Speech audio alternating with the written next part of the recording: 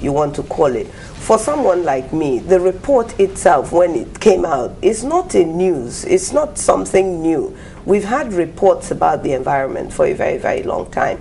But how do we get to the point where, first, there are no more spillages, and second, that we get away from calling every spillage a sabotage, and we also get away from claiming that we have capped the oil, we have stopped the spill, we've done remediation, when actually nothing of such is going on or stands a chance of going on. Well, the one we had over the weekend was specifically announced by Shell, and they announced it themselves, and they say, well, it's been capped. Well, I went to that location on Monday. This spill occurred on the 12th, which is Saturday. I went to the location with my crew, with camera and still photographs and stuff like that. And at the time that I got there, at about 9 o'clock in the morning, and I was there till about almost 12, there were no activities going on to show that the spill has been contained. That is one of the clips of earlier time, that the spills has been contained, or that there is any plan by Shell to contain the spill. And the community members are on record as of Monday by saying that nothing has happened in that community to stop the spill. So I categorically say that Shell does not tell the truth at all.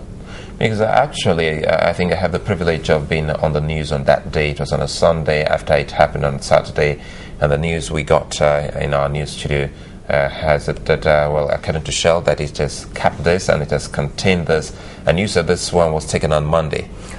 This very one showing was a previous spill to the one of Saturday. Of Saturday, but the one that I went into on Monday is not yet coming up yet. But at the time I left there, by about 11:30 on Monday morning, they had not come into that place to do any work. There was no sign to show that any work is being done there. Well, what's the relationship within the communities and the oil-producing companies? Because if we say, for instance, the last report we saw, which they did say will take up to 30 years to clean up, has the cleanup started? No, it has not started, because you see... So you haven't even started counting the 30 years? Of course we have not, because you see, for you to claim that you have cleaned up, you actually have to show that you have cleaned up, and the community also has to agree that you have cleaned up. When they say 30 years, it shows very clearly that between now and 30 years, the land that is supposed to have been polluted will not be used. You need to go to a spill site to see it. Even the way I sound this morning is as a result of me going into field, by inhaling the fumes and that is generated, the smell of the petrol and the associated gas with it, because I'm asthmatic, and this is my personal reaction to just being in there for a couple of hours. So you can imagine what it is like for the people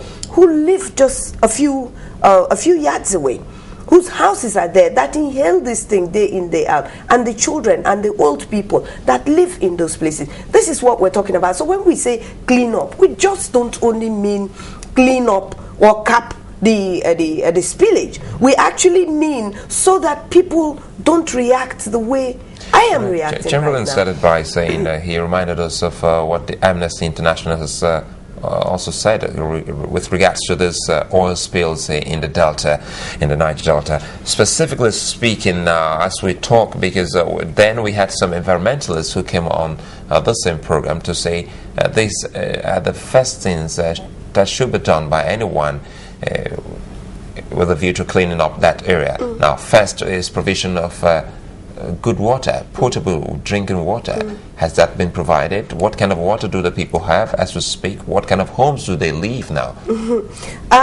The people still live in the sort of homes they lived in before oil was found. Now, what is more pathetic than that is the fact that, as a matter of fact, their living conditions has deteriorated. So it is better that you leave them the way you found them, instead of making their condition much worse with the very oil that you're coming to look for. So the people are actually paying a price for federal government to have the oil, for state government to have allocation, and for the oil companies to be in the Niger Delta.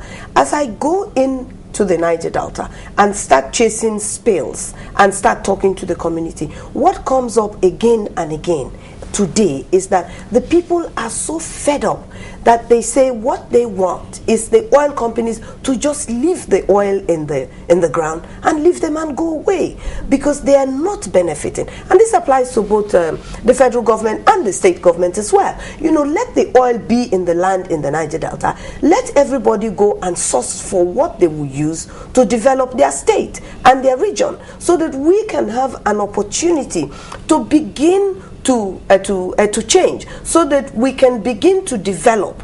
Even if the oil does not, the oil is not benefiting us now. So if the oil companies are no more exploring and government does not have access to the oil, the Niger Delta people are better off. Where exactly are we in this fight to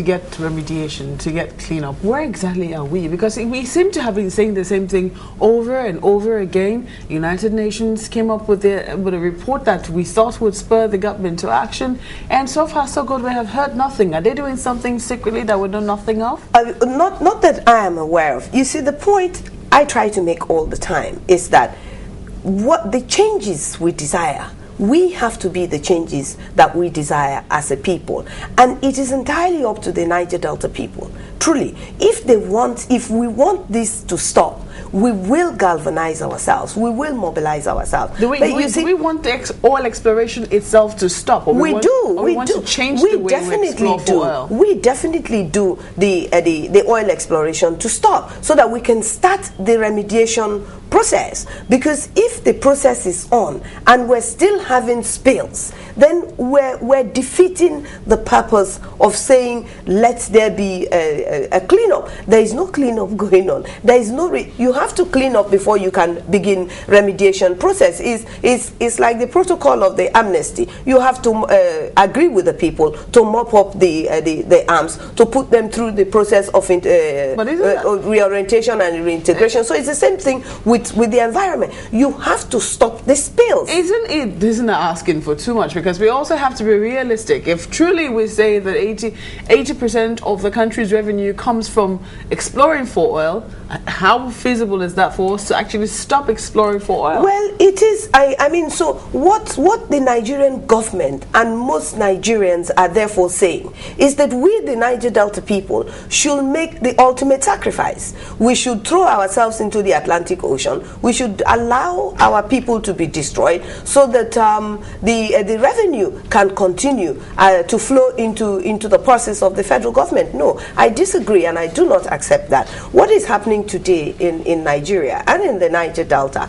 is that we're actually celebrating greed and laziness. Laziness in the sense that the only source of income that Nigeria is prepared to invest in or to be part of is exploring for oil and gas. What happened to cocoa farming? What happened to exporting tomatoes and peppers and ginger and cow and all of those things? Granite. What is happening? Coal in the east. Asking such questions now. What about we keep hearing NOSTRIA, the National Oil Spill Detection and Response Agency? Haven't they been working, coming to the fields? Maybe, for instance, if any oil company is saying or having any claim to say that we have fixed this, shouldn't NOSTRIA, an agency of government, be going around to detect and also look at some of these spills? Well, if you look at what I'm doing, you can actually then justify me calling myself an Austria, whatever that is, because my NGO, the NGO that I run, that is what we're doing. ERA, the Environmental Rights